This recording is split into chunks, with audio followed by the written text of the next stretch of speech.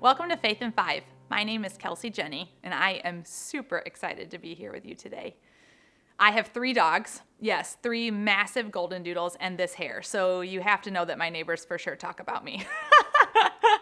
I've actually been approached and questioned whether or not I was a dog walker because I have 3 massive golden doodles. But my second golden doodle, Milo, is so sweet, but like in it to win it, has so much energy. He's crazy.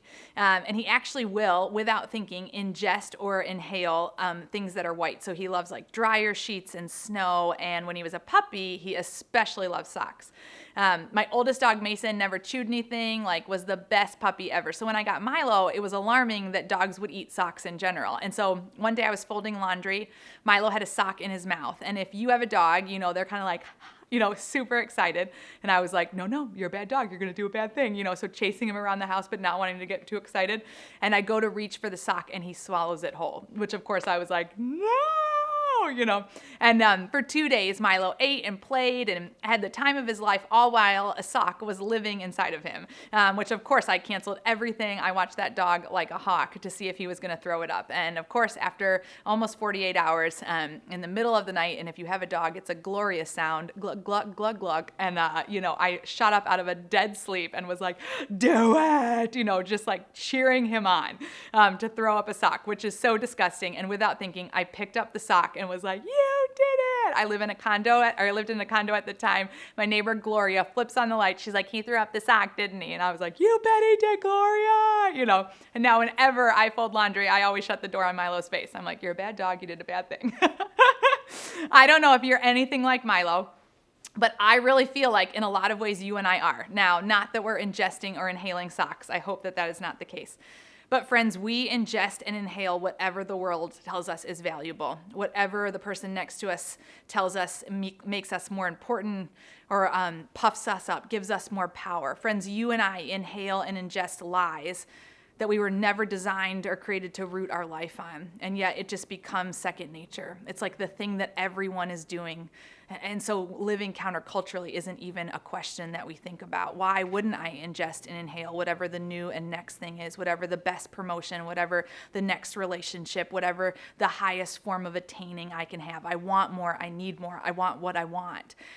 Is so often our language and I think really our thought process without even critically understanding what we're doing to our own hearts and minds and souls and to one another.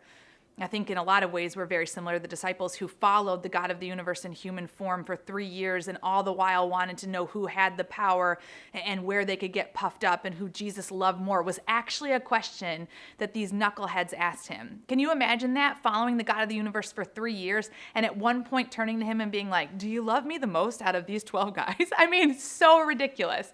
But yet they felt so cared for and celebrated and seen by the God of the universe, they also were comfortable asking the question. See, Jesus meets us in the deepest questions of our lives and doubts and chaos. Jesus meets us when we're inhaling and ingesting the lies of the world. Jesus does meet us because he sees us and he celebrates us because he declares us to be the best of the very, very best that he's ever made. My question, though, is I don't want to just inhale and ingest, so what does it look like to live radically different in the great reversal of living life like the God of the universe? And I think it looks like sitting in the boat with like-minded people. See, these disciples, while they didn't have it all figured out and definitely were messy and chaotic and many doubted and even betrayed the God of the universe, still love an authentic relationship and truth was what was being offered to them in every moment. Jesus gets in a boat with them actually after feeding 4,000 people. And he's talking about, he says, don't love the yeast of the Pharisees or that of Herod, which basically is him saying, don't love the world, love me. Love everything that I am and let me radically change your life. Don't even let an ounce of a love for the world filter in. And the disciples are in the boat and they discussed with one another, is it because we have no bread? Which is hilarious because Jesus just fed 4,000 people. And so they're in a boat and they hear Jesus say the word yeast of the Pharisees and that of Herod. And they're like, oh my gosh, I think he's really hungry. Like, I think he wants lunch. And so they all start discussing basically who forgot to bring the bread, who forgot to bring lunch because they only have one loaf. You're sitting in the boat with the God of the universe in human form who moments before fed 4,000 people. And yet the conversation that the disciples have is about what they lack.